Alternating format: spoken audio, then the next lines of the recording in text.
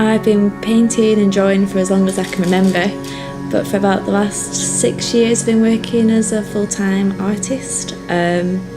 So sometimes I paint a found object that I find, other times I'll paint a wall, other times I'll do something that's in a book.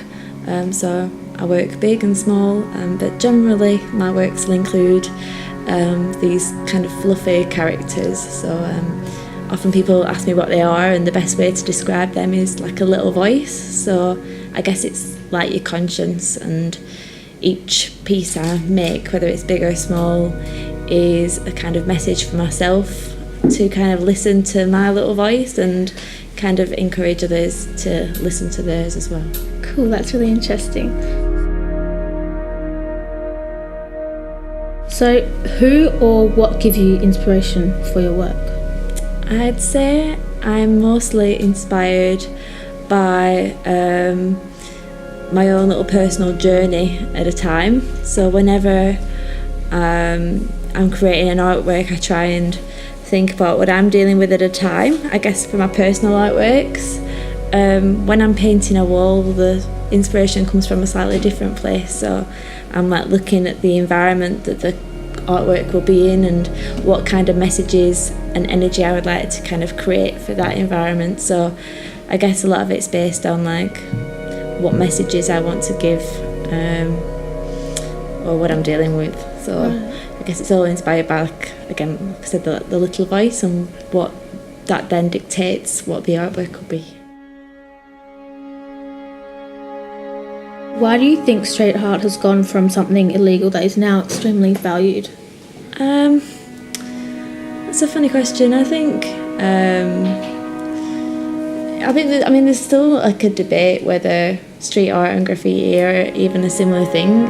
For me, it's a bit like music, saying that jazz and rap are the same. Like, they are both music, and they come from people, and they're made by people, and we hear it with our ears, but they're from different places. And I think for me, that's how I kind of see street art and graffiti being different, is that they've come from a different place, but they've kind of met at this meeting point.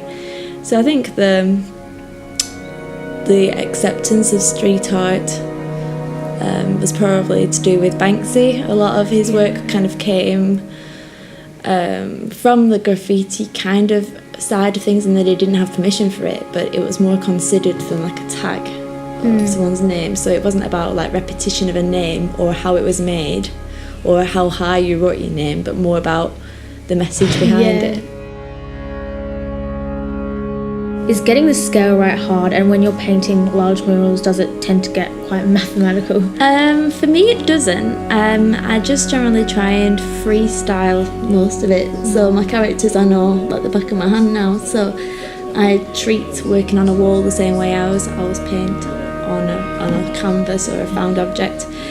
So I sketch it. I will design it first, and I use that as reference for the first initial marks, but then I leave that and just kind of work with the marks that I make. I find that if I keep referring back to this digital sketch or my sketchbook, I can lose some of the raw energy that I want on the wall.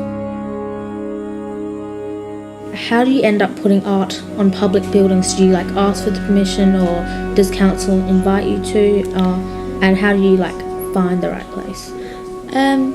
It's a bit of both, really. Often I'll be invited to paint something, in which case I don't say yes to everything, because it just depends on the wall and the message, and it's got to be fitting with everything else that I do.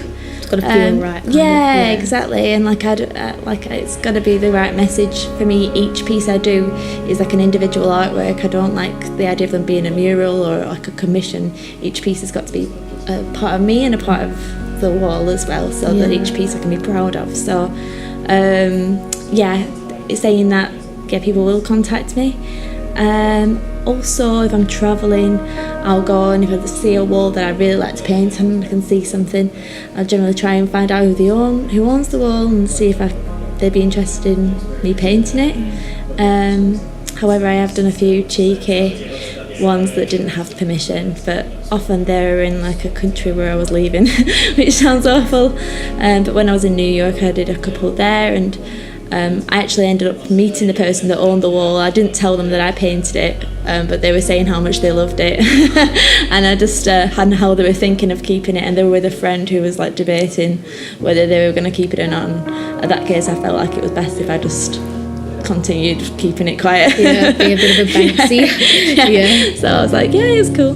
Yeah.